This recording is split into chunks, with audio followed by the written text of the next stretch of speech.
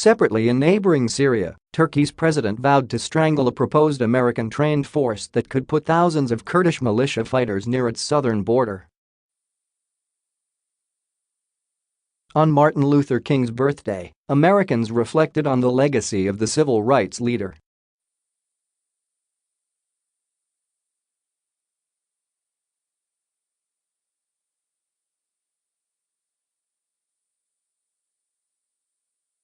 I've been involved in the civil rights movement since my college days, and I'm not sure I've ever been more confused than I am right now, one 94-year-old activist said. In Riyadh, the Saudi capital, the planned reopening next month of a luxury hotel is signaling that mass arrests tied to what the authorities have called a crackdown on corruption are winding down. The hotel had served as a posh prison for princes and business executives. A film on emojis, which our critic deemed idiotic, was among the first to be screened publicly in the ultra-conservative Islamic kingdom after the government ended a decades-old ban on cinemas last month. She started a program in Kenya that is creating a new rite of passage to replace female genital cutting.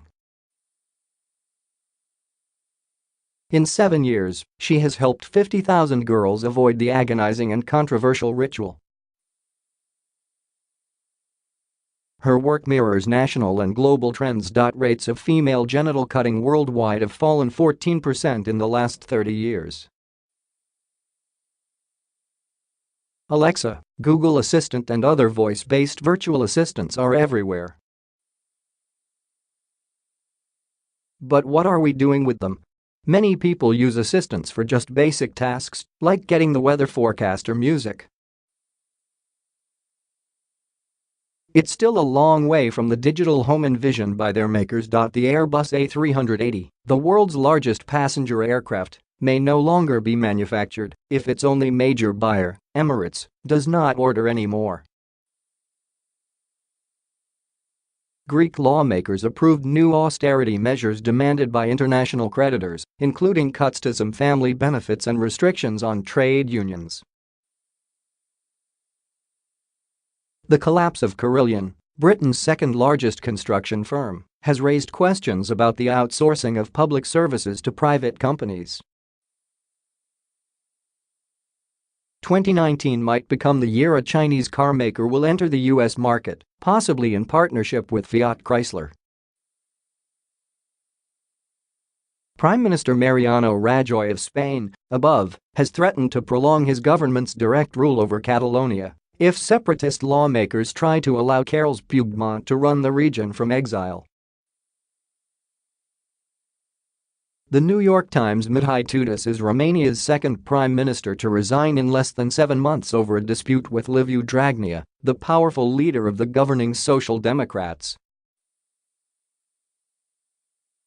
The New York Times' Russia's Justice Ministry has filed a lawsuit to shut down a company that Aleksei Navalny, the Kremlin's leading critic, uses to finance his political campaigning.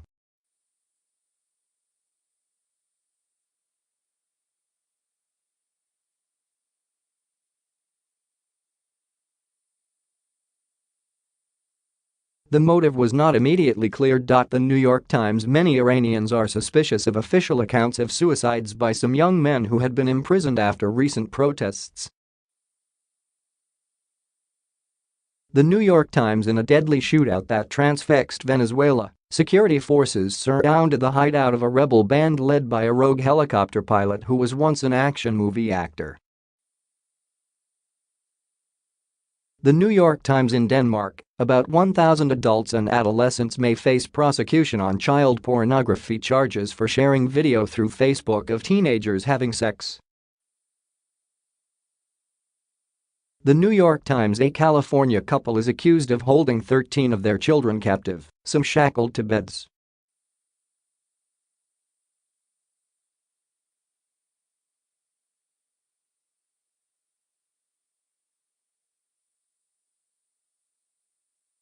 The New York Times tips, both new and old, for a more fulfilling life. Magnesium, found in leafy green vegetables, might help you sleep.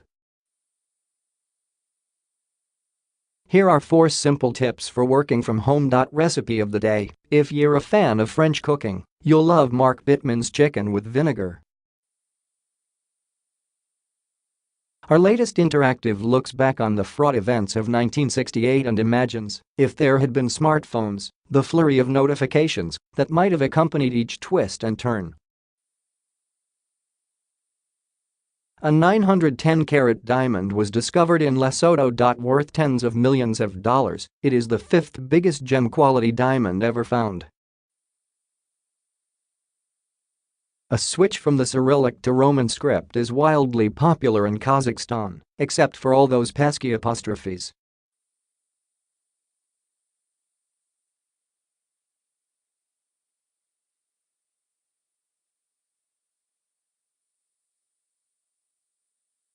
Here's our guide. And Besançon, the French capital of watch manufacturing, is making a comeback. The event 80 years ago today would be historic, The Times announced, the first swing concert at Carnegie Hall in New York City. Benny Goodman, the jazz clarinetist, would perform. The event will be decisive in the history of swing, a Times writer declared later in 1938. What will it sound like in this strange milieu of righteousness and uplift, and what will be its effect on swing? Fans of swing were concerned that exposure to New York's elite would eventually rob the grassroots genre of its elusiveness, its absolute freedom from technique or rules. Those fears were dispelled by Mr. Goodman's success in captivating the audience. Carnegie Hall had never seen an audience that behaved this way. Listeners who not only listened, but swayed to the music, made sounds and seemed ready to break into some kind of hysterical dance, The Times reported.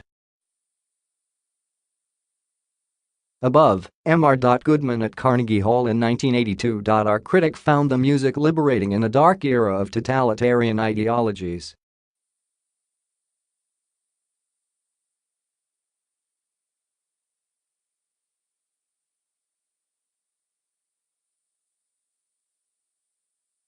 Dictators should be suspicious of swing. This briefing was prepared for the European morning and is updated online. Browse past briefings here. You can get the briefing delivered to your inbox Monday through Friday. We have 4 global editions, timed for the Americas, Europe, Asia, and Australia, and an evening briefing on U.S. weeknights. Check out our full range of free newsletters here. If photographs appear out of order, please download the updated New York Times app from iTunes or Google Play.